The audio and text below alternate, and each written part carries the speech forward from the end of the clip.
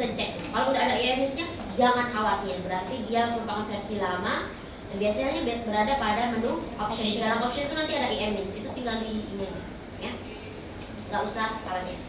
Kemudian klik option, kita butuh homogenitas kan? Nah, jam tren tuh. Kita butuh efek size kan? Nah, jam tren tuh. Kita juga butuh descriptive statistik. Klik continue, klik oke. Belum, kita ada berapa kelompok data? 3, lebih dari 2. Butuh uji lanjut nggak kalau berpengaruh? Ya. Butuh. Maka dari itu nama alat yang dari uji lanjut atau nama bahasa Inggris dari uji lanjut adalah post hoc test. Jadi post hoc test sama dengan uji lanjut. Maka menunya yang perlu kita pilih lagi, ya. Kemudian adalah post hoc. Nah, dicontreng tuh, masukkan dulu faktornya ke dalam post hocnya. Apa yang mau di rankingkan? Berdasarkan apa mau di rankingkan? Berdasarkan perlakuannya, berdasarkan kelas, berdasarkan variabel bebasnya. Jadi masukkan dulu kelasnya. Nah, saudara macam-macam kan ada Wolveroni, Sidak, Shift, macam-macam 2K, 2KB, Duken. Nah, ini saya tidak anjurkan bagi kalian kecuali kalian penelitian medis, berdasarkan cheat atau sesuatu yang bersifat itu nanti akan digunakan hasil penelitiannya untuk manusia. Itu saya tidak menyarankan. Saya pilih LSD dan 2K. Nanti saudara akan bedakan apa beda luarannya kalau pakai LSD, apa yang kalau misalnya luarannya pakai 2K. Saya lebih suka favorit 2K karena dia udah langsung ada kayak gininya tanpa kita bikin. Continue, klik oke.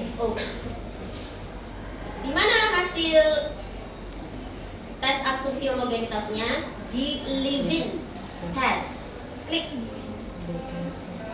Nah, mana nih? Cari yang anak panah merah. Nah, ini ya, tabel ini. Ini ternyata Levin testnya. ANOVA termasuk parametrik atau non parametrik? Parametrik. Berarti patokannya median atau rata?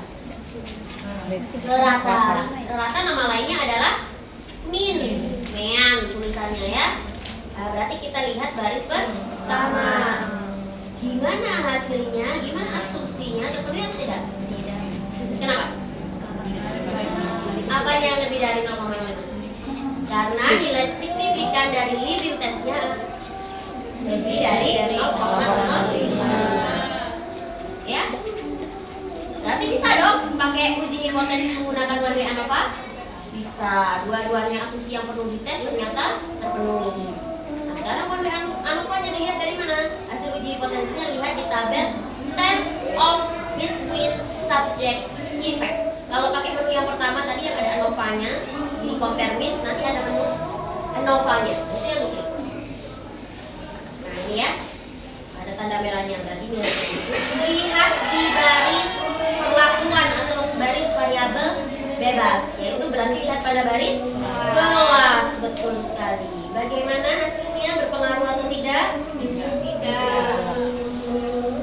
Saudara tidak mencatat 3,4 pertemuan.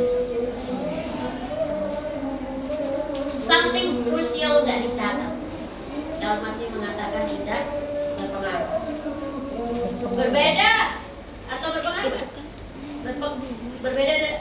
Berpengaruh tidak?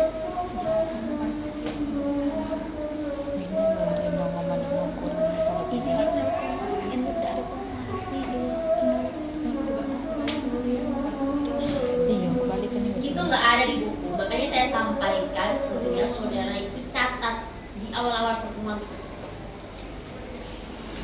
Hanya pusing karena tercatat. Untuk asumsi, penerimaan asumsi terpenuhi apabila nilai signifikannya lebih dari 0,05. Ada yang harus lebih dari 0,01 itu ada, tapi kebanyakan lebih dari 0,05. Untuk penerimaan hipotesis semuanya tanpa terkecuali itu nilai signifikasinya kurang dari 0,05 untuk dikatakan dia berbeda atau berpengaruh. Berarti dia berbeda atau tidak? Kelas ABC berbeda atau tidak dari hasil belajarnya? Berbeda. Kenapa? Karena nilai 6-nya kurang dari 0,05. Karena berbeda, seberapa besar perbedaannya? Kecil, sedang, atau besar?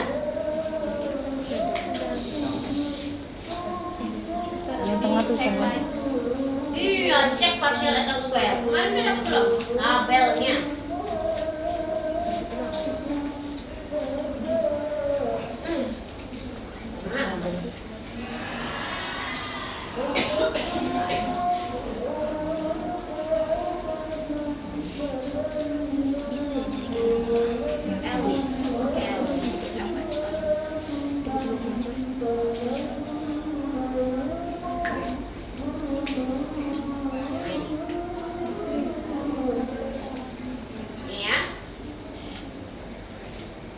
Partial eta square.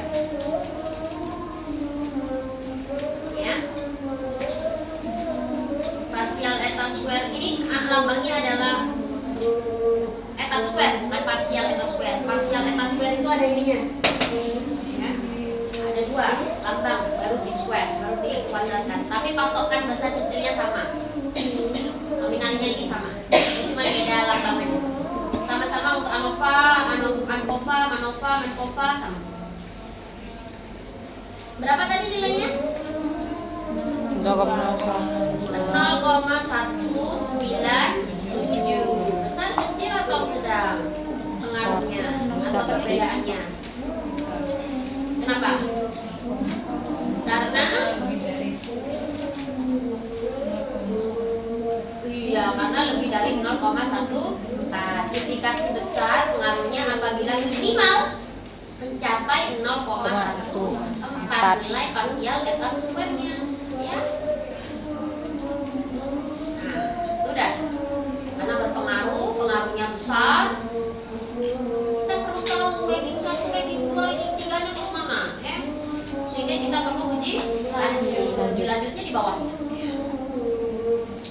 Ini kalau saudara pakai LSD, hasilnya adalah tabel ini. Cara bacanya adalah IPA 1 dengan IPA 2 signifikasinya kurang dari 0,01. Ya kan? Kita banding aja dengan 0,05. Nah, ini nilainya adalah kurang dari 0,001. Entah itu 0,0 berapa nggak tahu ya. Ini pembulatan.